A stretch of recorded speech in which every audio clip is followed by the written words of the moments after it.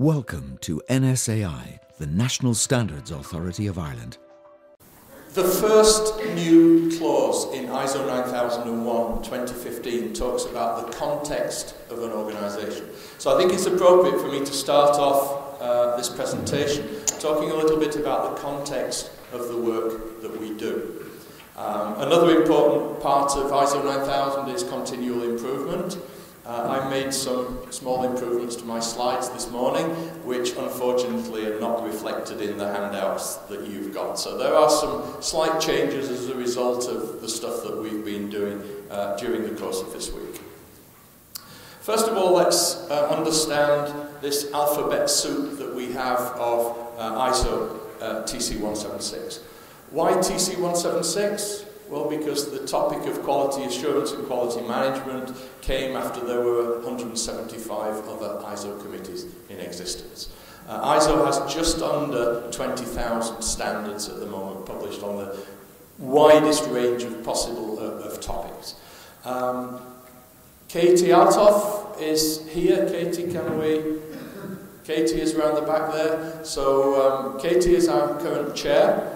Andy Kwon is our secretary, so feel free to grab them at any time after the talk. We're split into three subcommittees. We have the subcommittee 1, responsible primarily for the fundamentals and vocabulary standard, ISO 9000. Paul Palms at the front here. Jennifer Adamson is Jennifer. Jennifer's at the back there. The subcommittee 3 is responsible for all the supporting technologies. They're not actually meeting this week, so we don't have the chair or the secretary present with us at the moment. My subcommittee, subcommittee 2, is responsible for, as Linda said, ISO 9004, ISO 9001 and other standards. Charles Corrie, who is the secretary of SC2, sitting over there, will be happy to interact with you later on. We have currently 3 active working groups within SC2. The primary one that is meeting this week is Working Group 24, working on the revision of ISO 9001. Colin McNee, Secretary of Working Group 24. Sandy Sutherland, is Sandy here? No? Okay. Working Group 23, responsible for communications and product support. Alan Daniels, is Alan here? Okay, probably going out. We did give people a hard time, told them not to fill up the room. We also have a group responsible for interpretations. Nicola Giganti from Italy is the convener of that group. This is our vision. Subcommittee 2 has a vision that our products, and when we talk about our products, we mean primarily ISO 9001, ISO 9004, other standards, other guidance documents, other supporting material that we have available on the ISO website. Our vision is that our products are not only recognised, but they are respected around the world and used by organisations as an integral component of sustainable development. You know, over the recent years we've seen quality, let's say, not being sexy anymore. We've seen people say, oh, we've done that, now we're into sustainability, and sustainability, immediately people think about the environment and they think about social responsibility. And they forget that underpinning much of that, particularly in the management system side, is ISO 9001, which forms a sound basis for many of the other initiatives. Our mission is not to get involved in certification. We recognise that certification is an important component of showing conformity to our standards, but our primary element of our mission is to develop, maintain and support a portfolio of products, standards, as I say, guidance documents, other supporting material that will enable organisations to improve their performance and to benefit from the implementation of a robust quality management system. If as a consequence of that organisations find it convenient to seek certification, that's great. Okay. The second component is more focused on our 9001 requirements standard, which aims to establish generic quality management system requirements to provide the foundations to build confidence in products and services that are delivered throughout the supply chain, business to business, to organisations, but ultimately to people around the world. And then thirdly, very, very important for us, is to provide guidance and support where needed to ensure the continued credibility of our products. John Knappenberger from ANEB, they're one of the key accreditation bodies, is here, and we take these relationships very, very seriously, that we need to all of us work together to make sure that the standards that our group put together with a lot of love and dedication, they are used in an appropriate manner, and we maintain the credibility of those standards together. That's not just a job of the certification bodies, it's not just a job of ISO, it belongs to everybody who is working hard, and we don't want to see that those initiatives devalued by activities that maybe don't come up to scratch by some elements. I also wanted to emphasise that when we talk about a quality management system, a quality management system, as many of you know, comprises a lot of elements, all this good stuff, committed top management, calibrated equipment, competent people, and so on and so on. But the quality management system will not be judged by how many written procedures you have, by how many pieces of calibrated equipment you have, or how many hours training you've spent in your organisation. It will be judged by the outputs. And the key deliverable of a quality management system, as currently stated in ISO 9001, is to provide confidence in an organisation's ability to consistently provide products and services that meet the customer and statutory requirements. So that is how collectively we will be judged. That concept we felt 10 years ago, beginning 10 years ago, people were starting to take their eye off the ball. People were starting to focus more on what's inside this cause and effect diagram than the outcomes. And so one of the key elements of our strategy, and it's one of the key elements of the International Accreditation Forum strategy, we managed to condense down into 2 words. Output matters. Yes, it's fine to have all these things. Yes, you need all these things. But at the end of the day, when we step back, is the result meeting the needs and expectations of the customers of certified organisations? 3 core concepts that I think you will see coming through in the new version of the standard. And in fact, in the new version of any management system standard. First of all, understand the business.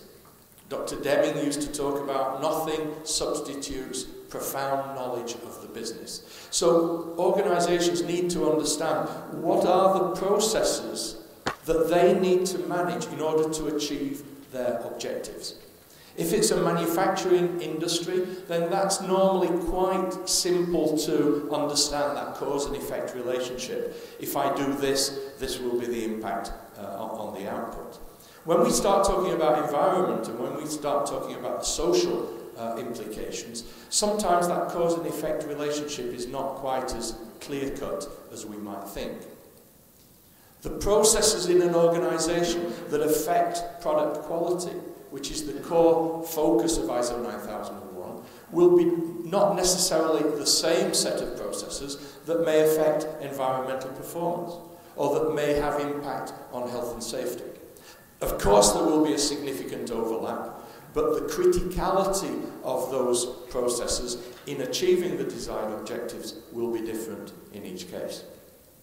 So the second element, and this is addressed in the introduction, or at least it was, I don't know, what the drafting groups are getting up to this week, but the second core component is what we're calling risk-based thinking. Risk-based thinking doesn't necessarily mean risk management, full risk assessment, risk registers and all of that. It means incorporating into everything we do the thought, how can this affect the results that we want to achieve? Understanding that cause and effect relationship. Understanding and recognising that some processes will have a more direct impact on the results we want to achieve than other processes. Back in the year 2000, we started talking about possibly introducing the concept of key processes. And we decided not to do that, and I think that was the right decision, because as soon as you start talking about key processes, we have to ask our friends at SC1, what's the definition of a key process? Does that mean that you only manage the key process and you forget about the rest? Well, no. It's a continuum between those that have direct impact and those that have very little impact. I'm not sure if it's 50 shades of grey, but there are certainly a number of shades of grey in that relationship. And then third is to manage the processes implicitly or explicitly, formally or informally, using the Plan, Do, Check, Act cycle.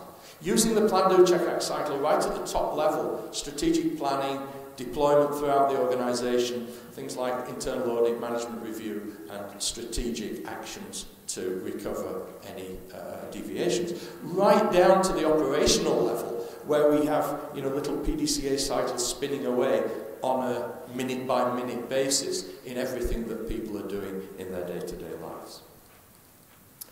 The other thing that has formed the way that we are looking at the work, I'm sure many of you are familiar with the concept of the triple bottom line: economic growth, environmental integrity, social responsibility. This was a little exercise I did a few months ago, just to map out where we are in terms of ISO's management system standards and other standards. These are not, some of these are not strictly management system standards. But when we start mapping that out, we see how many ISO standards there are, either published or under development, that relate to the sustainable development concept. So we have, of course, in the economic growth component, we have ISO 9001, which is where most of this all started. We have the different sector derivatives. We have things like the 27001 information security, and so on. We have the environmental component down here, and we have the social component over here. OSHA 18001, the Health and Safety Management System standard, is now going to be the future ISO 45001. We have stuff going on like energy management systems, asset management, risk management, sustainable purchasing. This one is going to create some buzz: anti-bribery management system standards. All of those standards, probably about 7 or 8 years ago, ISO Technical Management Board basically came to the conclusion, look, we're the International Organization for Standardization, and we're developing all these standards, and they're not really very standardized at all. And so out of that came a recognition of the need for a consistent, stable structure. ISO set up the Joint Technical Coordination Group to come up with a joint vision for management system standards, an identical subclause structure, high-level structure, and generic core vocabulary. And the aim is to make life easier for those who wish to have what I call a single management system. Personally, I don't like the phrase integrated management system. I think organizations have a way that they run their business, and that is their management system. And that management system needs to incorporate, to a greater or lesser extent, various components that are important for the context of the organization. That work resulted in what we call the Annex SL of the ISO directives, which makes the use of that structure, that common structure, a requirement for all new ISO management system standards and revisions to existing standards such as 9001, 14001, and so on. And that is having a significant effect on the work that we're doing. Key objectives. What did we set out to achieve? Well, first of all, we don't fool around with ISO 9001 every year or every couple of years.